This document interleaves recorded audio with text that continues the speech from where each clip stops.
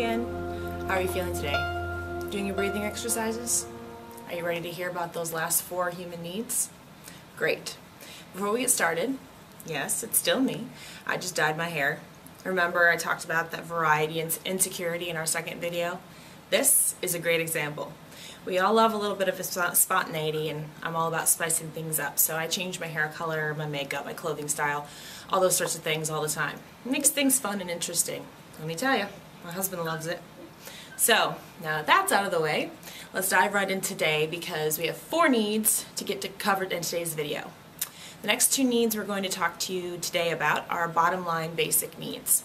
First of these 2 is importance. Every single person on this earth wants to feel important. In one way or another, we want to know that what we're doing with our lives is making a difference on this earth.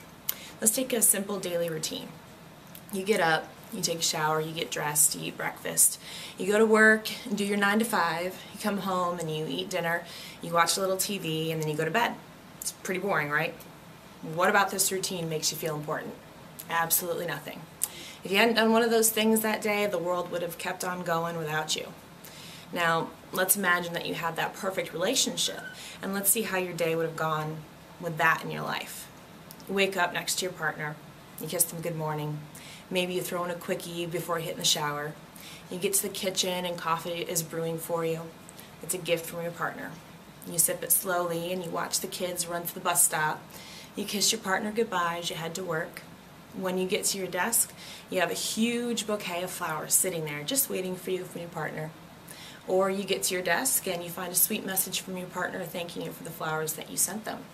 Lunchtime comes and another sweet text message, just thinking of you, and you smile and you continue through your day a little bit more light-footed. You head home and you walk in the door and the table's set and ready for you to sit down and eat. You and your partner laugh and you talk about the day's events as you share your dinner together. Then you head to the living room and you watch a little TV before you head to bed, and you cuddle each other as you fall asleep. Which of these 2 scenarios makes you feel more important? The second one, obviously. It gives you more of a reason to be on this earth. That's what a great relationship does. It makes you feel like you have a purpose on this planet. It gives you importance. Let's take out that notebook again and go ahead and make yourself a list of things that your significant other does that makes you feel like you're important.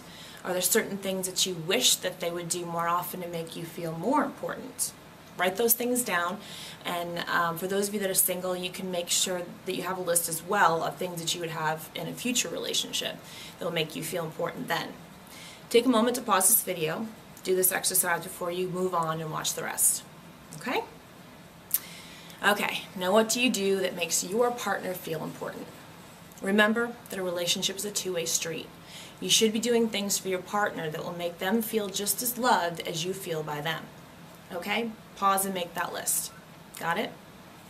Then let's move on to the next need. Association. You've heard the phrase guilty by association, right? Believe it or not, this is something that people need in order to survive. They need to feel like they're part of something bigger than themselves, a community, a movement, some sort of significant event or group of people in the world. Why do you think war is so popular? People don't crave the actual fighting and bloodshed. They crave that sense of belonging to a group with a higher purpose. In a relationship, you want to feel like you're a part of a couple. You're a part of something bigger than yourself alone could ever achieve. Even beyond your individual relationship, once you're with someone, you're in a different group of people in the world. You're no longer a part of the single crowd, or you're a couple, or you're attached, or eventually you're engaged, or you're married. We have a basic human need to feel like we're a part of a group in our society. As we enter relationships, we're a part of a significant group in our world, the couples group. Now, to get into your specific relationship, you're no longer just you. You're you and your partner. You're a commodity together. You're no longer alone. You're associated and connected with that other person. How many of you have kind of lost your own individual identity when you become a couple? You're not asked to go out with your friends unless your partner can come too. Believe it or not, this is not necessarily a bad thing. It's actually a good thing. You're a part of each other now. You're in a relationship and you're associated with each other. You're not going to be on the alone or single list ever again. You have a connection, an association with something outside of yourself. Does this make sense? If not, be sure to jot that down and just send me a quick email to info@trustinaRelationship.com. Remember, I'm here to help you whenever you're confused. That's what I'm doing this for, to help you work through all of these needs. So let's move on to the last two needs. The last two needs are essential to your existence. Number 5, you need to be able to build and advance in life and in your relationship. You've heard the excuse, and maybe you've used it yourself, that you and your partner just grew apart. You wish them well, but the two of you just grew in different directions. This isn't an excuse. This is a truth and a need. You do grow and you do build every single day. The key is that you and your partner need to grow and build in the same direction in order to succeed as a couple. What you're doing in your relationship today that is helping you to grow, to build with your partner, what is it that you're doing? Get that notebook out again. Start thinking, what areas of your life are growing? Is your career getting more intense? Are you building your business? Are you on the path to goals you have set for yourself? Are you getting closer to your family? Are you maybe on a diet or workout plan that's pushing you to a healthier lifestyle than your current one? Write down all those things in your life that are going in the right direction. Now, look over that list, and where does your partner fit into these things? Are they on the same path that you are, or are they taking a different direction? A different direction is not always a bad thing. Remember, we always need a yin to our yang. The problems arise when your paths and theirs are butting heads. Maybe you're planning on going back to school and you're going to be gone all day and you're going to be working on the weekends. Your partner works a 9 to 5 and has weekends off. So your partner goes out partying on the weekends while you go to work. Is this going to help the two of you grow together? Not so much. So what can be changed in order to fix this problem? Start writing down the things that you would like to see happen that will help you get past this sort of roadblock. And then we can move on to the 6th human need. The last need in a relationship is the need to give. A relationship is a lot like a bank account. If one person is constantly depositing into that relationship and the other is constantly withdrawing, that bank account is never going to grow. There needs to be a balance in that account. If one person isn't depositing, the account is going to go into overdraft. In a healthy relationship, both parties are depositing funds into that bank account consistently, so that even when funds need to be withdrawn, there's still a balance there to draw from. Think about it like this. Time is a commodity that once it's used up, you can't buy more of it. Rich or poor, we all have one thing in common. We have 24 hours in a day. Just about every other resource known to man can wane, but with some effort can be recouped, but not time. Once it's used up, it's gone. The fact is, we all have on average about 3,900 weekends in our life. And chances are that if you're here today, you're a quarter to half of the way through them. And for that very reason, I believe that there's no greater compliment that you can pay a person than to say, I want to spend my time with you. It truly means more than anything, considering the scarcity of the resource of time. Question. How much thought do you give when someone asks you to borrow $100?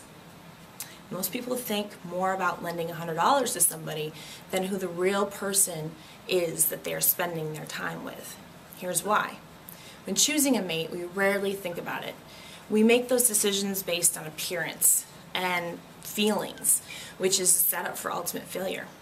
And then what happens? You wake up 20 years from now next to someone you don't know, like, or trust. At the end of the day, how many of those 20-year goofs do you have in you? Are you giving enough to your relationship? Is your partner giving enough? What do you do to make your partner feel special, wanted, needed? What does your partner do to make you feel those things? Again, I want you to write these things down in your notebook. Think of all those little things that your partner does for you and all the little things that you do for your partner. Write each of these down in separate lists. And if you're single, you can think of a past relationship and do the same thing. What were those things you deposited into your relationship bank? What were those things that your partner deposited? Once you have the 2 lists finished, look them over. Are they similar in proportion, or is one party much bigger than the other? In order to have a relationship that is stable, both parties need to be contributing somewhat equally. And if you're not, that needs to be fixed. Okay, so we have our notebooks finished and we're ready to analyze our relationships and see if they meet those 6 human needs properly. Let's review those 6 needs first.